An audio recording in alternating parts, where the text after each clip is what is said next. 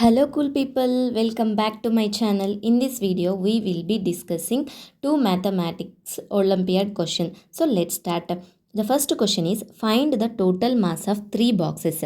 Given box A is 1 kg, box B is thrice as heavy as box A but is 500 grams heavier than box C. Read the question carefully and understand it what they given, what we have to find it. We have to find the total mass of three boxes. So let's see how to solve this question.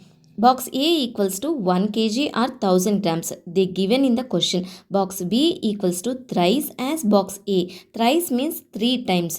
So 3 multiplied by 1 kg equals to 3000 grams or 3 kg. Box B equals to box C plus 500. Box C equals to box B minus 500. We know the value of box B is 3000. Box C equals to 3000 minus 500 equals to 2500 grams. Now we are going to find the total mass of three boxes.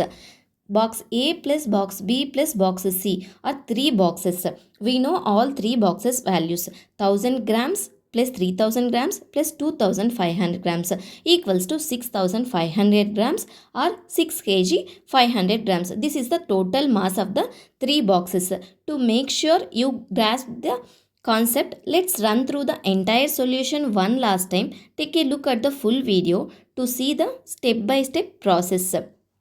Now, if you have any doubt about this problem, please ask me in the comment section. The second question is, there are 38 rows of desks in a hall. There are 50 desks in each row. All the desks are taken to be arranged in the rows of 20. How many rows of desks are there in the hall?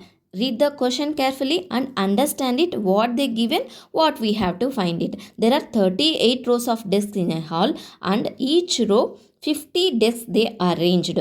So let's see how to solve this question. Number of desks in the hall equals to 38 multiplied by 50. 38 multiplied by 50 is 1900 desks. Desks are taken to be arranged in rows of 20. So, number of rows equals to 1900 divided by 20. 0 will get cancelled. 2 1 ja 2, 2 95 ja 190. 95 is the answer. For a clear understanding, let's review the full solution again. Take a few seconds to go through the entire video and see how I solve this math problem. Thank you for watching. Please subscribe my channel for more videos.